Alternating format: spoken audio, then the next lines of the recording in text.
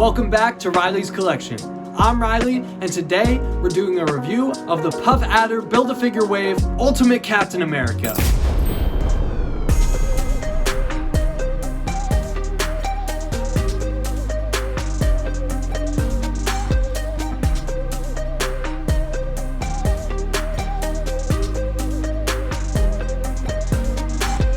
Okay, so before we get into anything else with this guy, I want to talk about the aesthetic.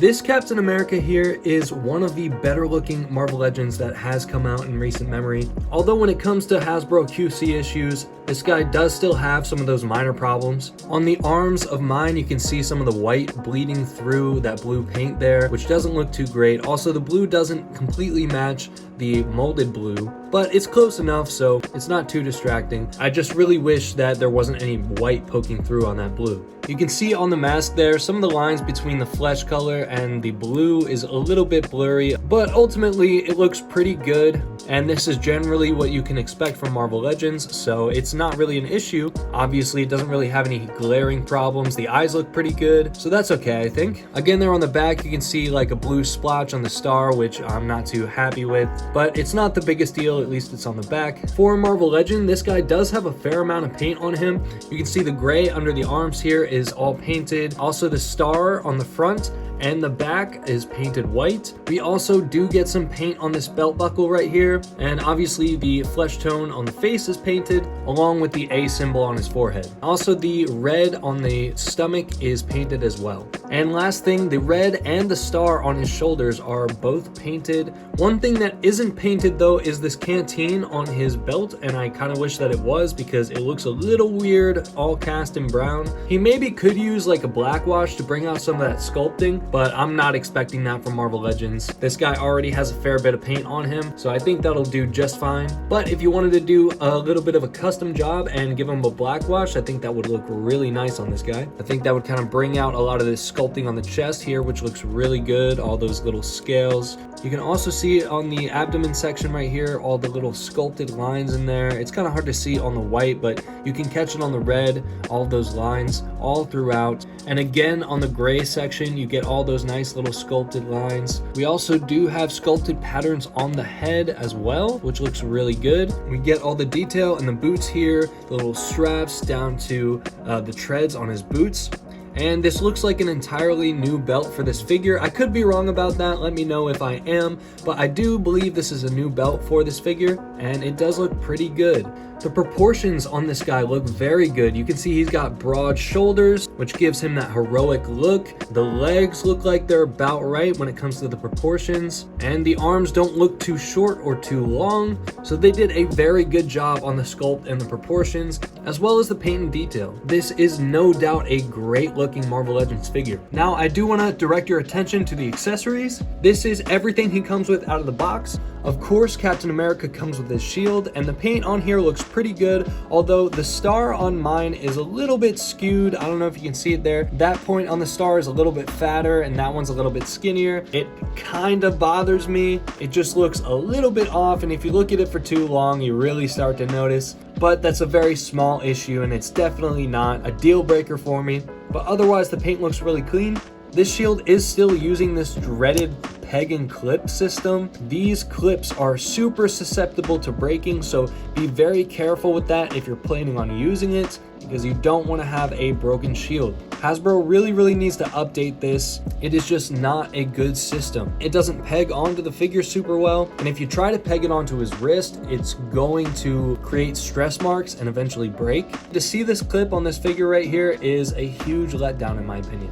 The figure also does come with this grimacing head sculpt, and it does look pretty good. The lines on mine between the skin tone and the blue are a little bit more sloppy on the grimacing face than they are on the neutral face, but I think it still looks pretty good, and I don't think Hasbro has given us a head for a Captain America that is quite this expressive. So I do think it's a very welcome addition here. He also does come with an extra set of hands. Right now I have the fists on him, but these are the ones that he'll come with out of the packaging. As you can see, there's this splayed out hand here for throwing his shield or any kind of pose like that. And then we also have a gripping hand here. It would have been nice to get a trigger finger hand. You can see the pinky is separated on this hand, which is a bit of an odd choice to me. I'm not really sure why they decided to do that. I think it would have made a lot more sense for them to include a trigger finger hand for people that do want to use guns with their Captain America figure, especially this version, which definitely uses guns. I'm sure you could mod it into being a trigger finger hand, but as is, it's just kind of left me a little bit confused. I don't really know how you're intended to use this hand. I suppose it's better than nothing. So you don't get too much here with this Captain America figure, but honestly, I'm surprised we get this much with how things are going with the Marvel Legends line these days. So I think that this is definitely passable. So with the accessories out of the way, let's talk about articulation. The head is on a disc hinge, so you're not going to get too much attitude out of the head, but it does go back a pretty good amount and it goes forward a pretty good amount. So I'll put the head back on so you can see it in a more practical sense. So he does look up about that much, and he looks down about that much, so you can definitely bury his chin into his chest. So you do get a good range of motion up and down, but you get virtually no tilt. Like 9 times out of 10 though with these Marvel Legends, I do prefer the disc hinge because of how good the up and down is. Because when Hasbro tries to do their double ball peg, it just doesn't work out very well for that up and down motion. You do get more attitude, but I don't think that's worth the sacrifice of not really being able to look up as far as I want him to. So I'm certainly okay with this disc hinge here. The arms do move up about that far, so you're getting greater than 90 degrees there. You do get a 360 swivel all the way around. The bicep is on a swivel, so that gets 360 rotation. You also do have your double jointed pinless elbows that move in about that far, which is pretty standard, but it works very well. On the wrist, you do get a hinge moving forward about that much and backward about that much, and it does rotate all the way around. But in the torso area is really where we're going to start to run into some problems. So you do get a diaphragm joint here. It does swivel all the way around. But when we're talking about forward and backward movement, going backward, you're only going to get about that much, which is almost non-existent. Going forward, you're only getting about that much, which I think is even less than going back. So that is really not good. From side to side, you do get a little bit, but really not that much. So this diaphragm joint is largely non-functional. But then the mind-boggling thing here is that they didn't give him an ab crunch, they gave him another swivel at the waist, which can move all the way around. It's a little bit tough. So you do get that swivel there, but it just doesn't make any sense. He already has a swivel at the diaphragm, so now you're left with a Captain America that doesn't get a lot of forward movement, doesn't get a lot of backwards movement, but hey, at least you can swivel him all the way around at 2 different points in the torso. So this torso section definitely leaves a lot to be desired. At the hips, you can get his leg to move up about that far, which isn't great. I would really love him to be able to just kick straight out, but he just can't do that because of the way that this hip section is sculpted.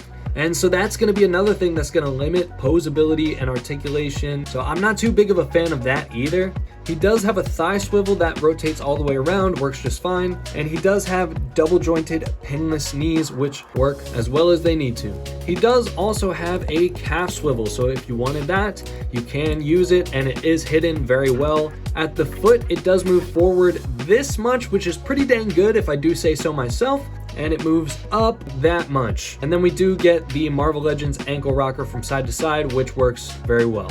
So overall, when it comes to articulation, you are getting pretty standard Marvel Legends articulation in most places, but right around here is really where it drops the ball. The hips and the torso are some of the most important places for articulation on an action figure if you're trying to get dynamic poses. So while I'm not saying that you won't be able to get any cool poses out of this guy, you very much will. And in fact, I have a how to pose video on this guy, so if you want to check that out, there should be a card right about here. The problems that it does have with the torso and the hips are going to limit it by a lot, so that is fairly disappointing. For some scale comparisons here, we have some other figures from the line, being the Marvel Legends Ragnarok and Renew Your Vows Spider-Man. I think this Captain America does scale very nicely with both of them. So if you're trying to build an Avengers display, or you just want to put this guy in your Marvel Legends 616 display, he'll fit right in, no issues. And if you were wondering how he stacks up against some import figures, here we have the Mayfax Symbiote Spider-Man and the Sentinel Peter B. Parker, and I do think he can fit in nicely with them as well. Obviously, there might be some stylistic differences from line to line, but overall, I do feel it's fairly easy to mix and match Marvel Legends with other lines. And this Captain America here is no exception. And lastly, if you wanted to know how he stacks up against the competitors, here we have the McFarlane Toys Shao Kahn